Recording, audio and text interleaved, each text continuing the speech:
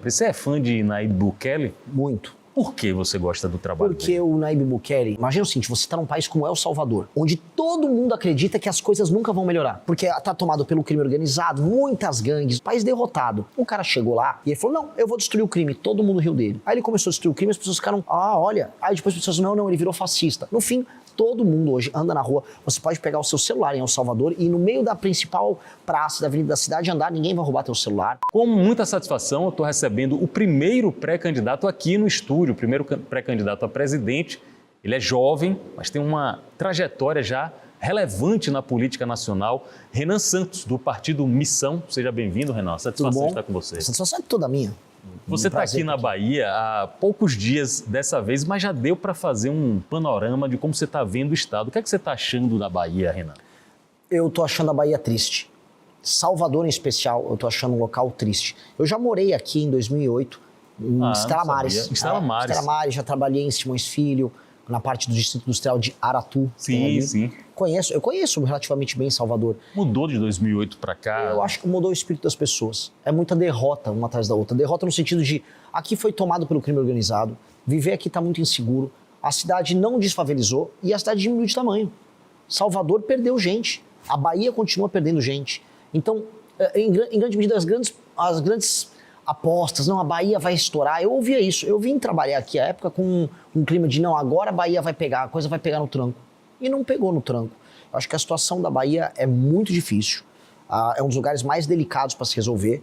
E, infelizmente, olhando o arranjo político que a gente tem, não há uma solução fácil. O governo federal, e eu ganhando, vai ter que ter uma atenção muito especial aqui para a Bahia. A que você atribui a Bahia estar nessa situação, Salvador? Porque são dois comandos diferentes. O Estado é comandado pelo PT há praticamente 20 anos e a Prefeitura é comandada pelo grupo de ACM Neto, atualmente com o prefeito Bruno Reis. Você acha que dessa briga do Rochedo contra o mar, a população está levando a pior? Mas com certeza. O primeiro problema é o seguinte, você tem um modelo antigo, que é um modelo meio coronelista das grandes famílias aqui. O ACM Neto é meio que um herdeiro disso. Falta imaginação para eles. Eles precisam tratar de tornar o Estado um lugar desenvolvido e gerar emprego de qualidade. E tornar, vamos dizer, a lógica velha do Estado assistencial que cuida das pessoas parte do passado. Do outro lado, o petismo misturou com o coronelismo do interior do Estado, fez uma fusão com os caras, misturou o sindicalismo deles, aquela coisa de, vou fazer políticas sociais, a compra de voto baseada no carisma, e eles se mantêm aqui há 20 anos. Então, essas duas respostas que foram dadas para as pessoas não funcionaram. E aí, coisas que avançaram. Crime organizado, a chegada dos chineses, e eu tô alertando para onde eu vou, a chegada dos chineses não tratem como um presente, como algo bom. A chegada da BYD é uma imitação do modelo de colonização que a China está fazendo na África. Igualzinho, trazem os trabalhadores deles, eles viram uma elite local, econômica, casam com a mulherada aqui, começam a se firmar e começam a atender o interesse dos chineses.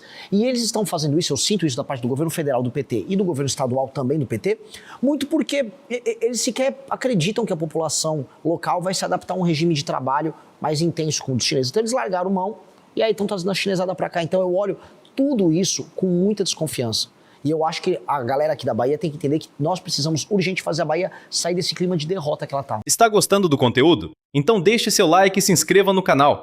Vamos aprofundar algumas das propostas de Renan Santos, pré-candidato a presidente pelo Partido Missão, mas antes eu quero falar um pouco sobre você. A primeira vez que eu tive conhecimento de Renan Santos na política foi meu amigo e gerente de jornalismo da Aratu, jornalista Matheus Carvalho, que falou: presta atenção nesse jovem, até mais jovem do que a gente, você um pouco mais jovem do que a gente. Presta atenção nesse jovem, ele está com ideias legais. E aí, acompanhando o sentimento de Matheus Carvalho, eu fui prestando atenção na sua trajetória. Você não pode ser chamado de um outsider da política, porque você já está trilhando o caminho da política há algum tempo. Quem é Renan Santos na política? Vamos lá, Renan Santos fundou o maior movimento político da América Latina, que é o MBL. Fundei junto com o Kim Kataguiri, nosso deputado federal, fizemos as manifestações que derrubaram a Dilma Rousseff, ou seja, eu tenho experiência em derrotar o PT, isso aqui que fique claro, derrotei a Dilma e depois participei das ruas daquilo que foi a prisão do Lula em 2018. Não me rendi ao puxa-saquismo Bolsonaro como boa parte da direita brasileira fez, porque todo mundo começou a puxar saco do Bolsonaro para tirar uma lasquinha do Bolsonaro, da popularidade dele. Só que o Bolsonaro errava, especialmente o filho Flávio, e ninguém apontava os erros. Hoje estamos com o Lula, se a gente não crescer nas pesquisas, praticamente reeleito, porque se ele for para o segundo turno com o Flávio, tá barbada. E por que tá barbada? Porque o Flávio comete todos aqueles erros, e eu tô chamando de erro aqui, bem entre aspas, porque a gente sabe muito bem o que o Flávio estava fazendo. Eu vou prestar atenção maior nisso. O que é que Flávio Bolsonaro foi fazer encontrando com o Daniel Vorcaro no momento em que ele já estava com tornozeleira eletrônica? Troca de favores. O Daniel Vorcaro, ele comprou toda a política no Brasil e parte do judiciário. E quando você compra, você recebe algo em troca. Ele não está só distribuindo dinheiro. Ele mandou dinheiro para o Guido Mantega para ser consultor dele, justamente porque o Guido Mantega ofereceu o quê? Contato com o Lula. Ele também teve contratos com familiares do Jacques Wagner aqui da Bahia. Ele teve contratos que são dos mais diversos com o ministro Lewandowski. Ele teve contrato com outros ministros do STF, o Alexandre de Moraes, acho que é o exemplo mais claro. E ele tinha um contrato porque ele buscava ter algo em troca. Contato, proteção, inserção no governo. Com o Flávio Bolsonaro, ele também teve um contrato. Repare, é um contrato multimilionário do tamanho do contrato do Alexandre de Moraes. E ele não vai querer nada em troca? O que o Flávio ofereceu em troca? Muitas pessoas dizem que foi aquela MP que foi emitida em 2022, durante o governo do pai do Flávio, do Jair, que aumentou o crédito cesta, que aumentou os créditos consignados, que manteve o Banco Master vivo dali em diante. Então, é bom ficar de olho, porque quando descobrirem, a casa do Flávio vai cair. Já está caindo, mas vai cair. E não é muito interessante que a gente está aqui na Bahia e a casa do Flávio está caindo por conta de Trancoso, que aparentemente ele veio aqui para Trancoso tratar de assuntos Dizem que tem vídeos, né?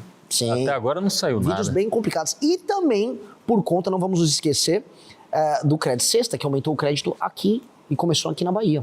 Tá com o Renan Santos aqui, pré-candidato pelo Partido Missão, visitando a Bahia e tentando preencher uma lacuna que é o que os especialistas apontam do seu teto de votos de pesquisa, né? O teto de avaliação de pesquisa, é justamente o desconhecimento. Sim. Como é que você...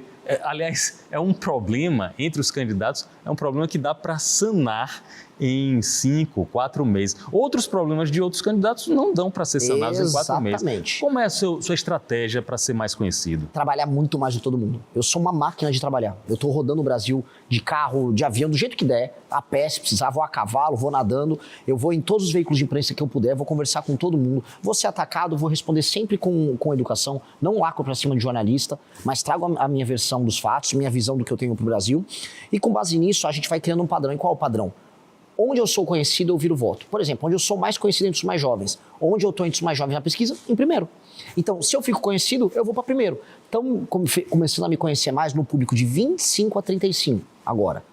Ou seja, não tão jovem. Era 18 a 24. Do 16 a 24 eu estou em primeiro. No de 25 a 35, eu já estou com 12%.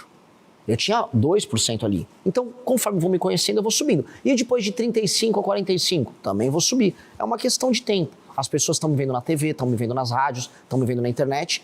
E aos poucos eu vou apresentando as propostas. Essa subida tem algumas reações do chamado establishment. Por exemplo, eu vi recentemente, acho que na Folha de São Paulo, colocando Renan Santos como se fosse um representante da tecnocracia do Vale do Silício, da extrema-direita, e citando inclusive o manifesto que vocês têm dentro do Partido Missão, como se fosse uma peça disso. É uma reação do status quo? Putz, assim, ó, toda vez que um jornalista te chama de fascista às vésperas de uma eleição, você ganha a eleição. É o clássico, né? Chamaram o Trump de fascista, o Milei de fascista, o Bolsonaro de fascista. O que aconteceu? Todos ganharam. Agora chegou a minha vez de ser chamado de fascista. Foi uma matéria muito mal feita da jornalista. Eu fiquei até com dó da jornalista. Eu mandei uma mensagem pra ela, não brigando, explicando, ó, se eu quisesse pegar a sua matéria e te desconstruir publicamente, eu faria, porque a matéria é muito mal escrita, não entendeu do que está sendo dito. Mas eu não vou fazer isso. Mas dica, faça um jornalismo melhor. Porque ali era só uma matéria de ataque de uma pessoa que começa a ficar desesperada porque percebe que a gente tem viabilidade. O que eu vou falar? É um misto de dó, mas também de felicidade, porque aparentemente vai dar certo o nosso projeto. 42 anos de idade, pré-candidato à presidência, fundador do MBL e também do recém-criado Partido Missão. Renan Santos é nosso convidado aqui no Linha de Frente. Vamos pensar na possibilidade de você ser presidente da República e como organizar ou reorganizar o nosso país. Algumas questões estão estampadas aí na sociedade. Por exemplo, endividamento. O Desenrola, promovido pelo governo do Brasil, ajuda a diminuir o endividamento? Muito pelo contrário. O Desenrola fracassou, tanto que eles vão fazer o Desenrola 2.0. Ora, se você cria um programa de tirar a dívida das pessoas e logo em seguida as pessoas se endividam novamente e você precisa fazer outro programa, Apenas quer dizer que o programa ele gera um estímulo para quê? Para que a pessoa crie dívidas e não pague. E aí a pessoa que está sendo um bom pagador, não tem nada de bom para ela, só está pagando os juros mais altos do mundo. Porque quando você mistura o spread bancário, que é o gasto que o banco tem e o que ele te cobra, com os juros, pô, aqui no Brasil é uma tortura. Você mostra para os gringos e fala, não, é impossível, vocês estão mentindo. Quando você mostra o cheque especial que existe no Brasil, gringo nenhum acredita. Eles acham que é piada, eles acham que estão de brincadeira. Então, naturalmente, o desenrola não funcionou e o Lula só está fazendo isso para comprar voto em período eleitoral. Como a gente resolve esse problema de vez? Não é com o desenrola, que é mentira, é enganação. 2, é você tendo um sistema de cobrança claro. Então, se a pessoa tem uma dívida no banco, ela tem que saber qual é a dívida dela, quanto ela vai pagar de juros. Quando ela assina aquele contrato, muitas pessoas no Brasil fazem, vamos dizer, de maneira impulsiva. Você não pode permitir que a pessoa faça essa medida de maneira impulsiva, que ela pode perder tudo. Vou dar algum exemplo. Até crédito consignado no Brasil tem juros que não fazem sentido, porque o crédito consignado, a garantia dele é um valor, por exemplo, uma aposentadoria, que é líquido e certa. O juro tinha que ser baixinho. O crédito sexta estava cobrando 6% ao mês. É roubo, só que as pessoas fazem porque elas não têm matemática financeira, elas não aprendem. Ou é isso ou é o agiota, ou é o Exato. cigano. Se bem que assim, né? O agiota está até mais barato, dependendo do caso. Né? O que nós precisamos fazer?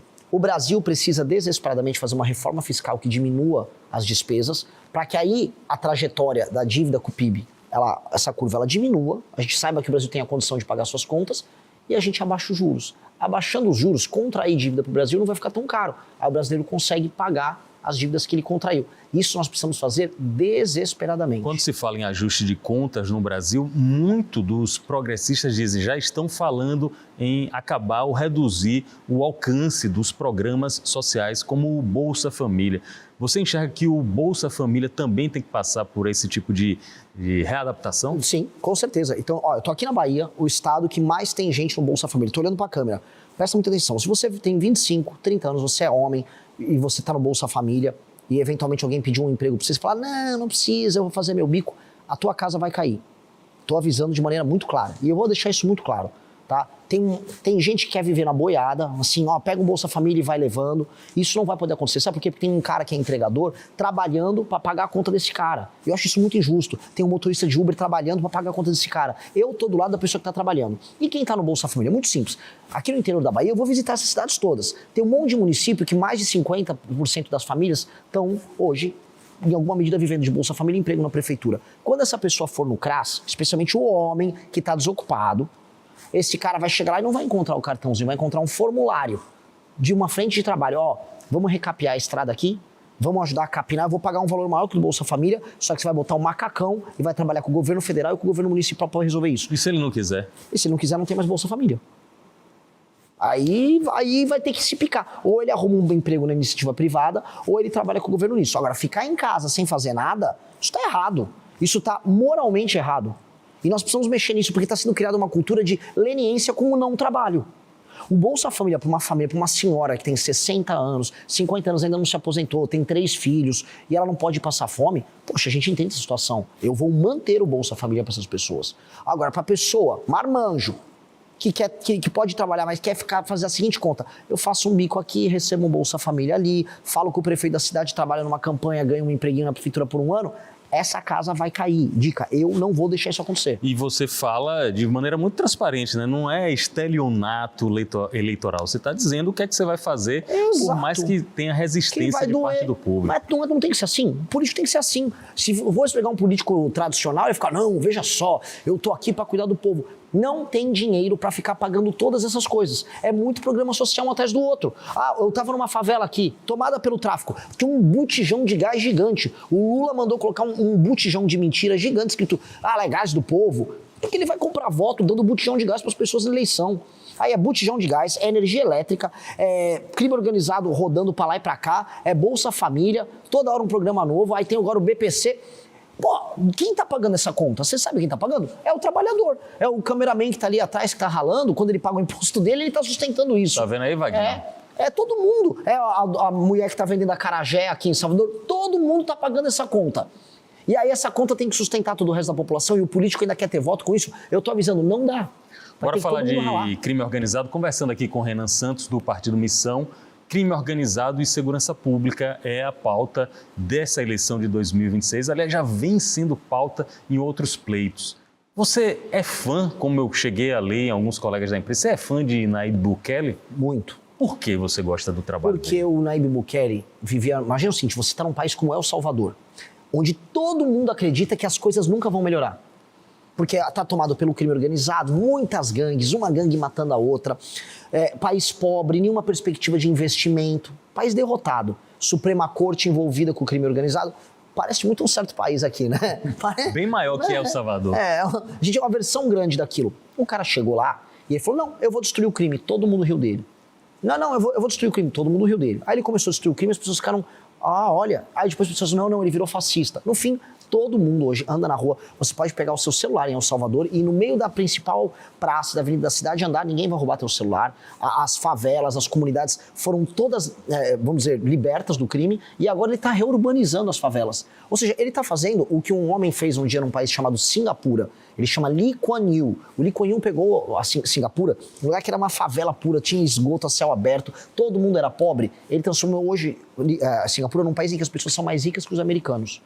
Todo mundo é rico, todo mundo vive bem, índices de educação maravilhosos. Eu quero fazer isso no Brasil, porque o Bukele seguiu o que o Lee Kuan Yew fez. Eu quero seguir o que os dois fizeram. O Bukele enfrenta da comunidade internacional a seguinte reação. Ele ataca os direitos humanos, ele não tem nenhum limite em fazer uma cadeia para 40 mil pessoas e colocar essas pessoas sem, segundo a comunidade internacional, o devido rito do processo penal, que é longo e muitas vezes é desesperançoso.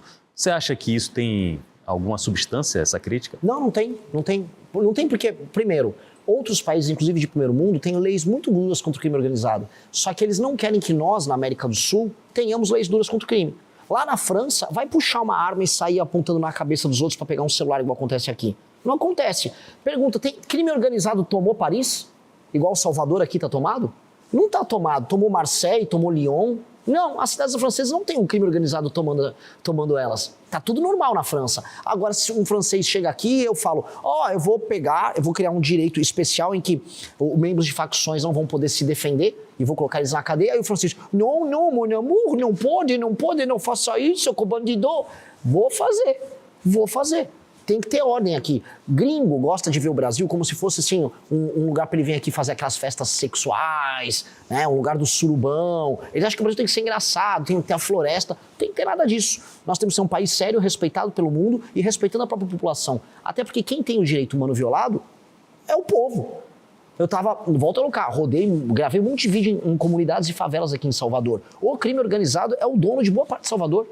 Ou seja, as pessoas têm os direitos humanos delas defendidos? Não. E aí eu vou defender direito humano de malandro? Não, eu vou eliminar os malandros. Ou prender por muito tempo. Se eles resistirem, a nossa polícia vai poder passar fogo neles com toda tranquilidade. Inclusive, dou minha palavra aqui, é o primeiro lugar que eu falo. A minha Advocacia Geral da União, da Presidência da República, ficará à disposição dos policiais militares na hora que eles cometerem, vamos dizer, na luta contra o crime. O chamado auto de resistência. Eles vão defender. Então, toda vez que o policial atirar e na autodefesa ou defendendo a sociedade, ele vai poder contar com a Advocacia Geral da União para atuar, de maneira bem clara. Primeira vez que você fala isso? Primeira vez que eu falo. Renan, e caso você seja eleito, você já pensou, por exemplo, no ministro da Fazenda, os cargos mais importantes, ministro da Fazenda e ministro da Justiça e Segurança Pública, você já tem em mente quem seria ou qual o perfil dessas duas pastas? O perfil, por exemplo, o ministro da Fazenda, que eu já sei, já vou avisar também em primeira mão. Cara que participou do escândalo do Banco Master, que estava lá na Faria Lima, lá em São Paulo, vendendo o Banco Master, e agora eu vou tocar o Ministério da Fazenda do Renan, nem põe o pé. Porque é enganar o povo, tá enganando todo mundo. Enganou a galera para vender título podre do Banco Master, agora não vai participar do meu governo. 2, não vai ser alguém com um perfil também só fiscal. Porque eu sou fiscalista, quero reduzir gasto, vou fazer isso. Tem que ter isso e um perfil ligado à tecnologia, porque o mundo será logo mais o mundo da inteligência artificial e o mundo das terras raras e dos superprodutos feitos com terras raras. E criptomoeda, você... Também sou totalmente favorável. Inclusive, o meu ministro da Fazenda tem que ser amigo das criptomoedas. Tendo essas 3 características, é bem-vindo para participar do meu ministério. Não só como ministro, mas para a gente montar uma equipe nova. Porque não adianta a gente construir, vamos dizer, um Ministério da Fazenda, no Bolsonaro da Economia, que apenas olha assim, vamos cortar gastos. É importante, eu vou cortar muito gasto, sou o que mais vai cortar gasto de todos. Só que a gente tem que falar, cortei o gasto para quê?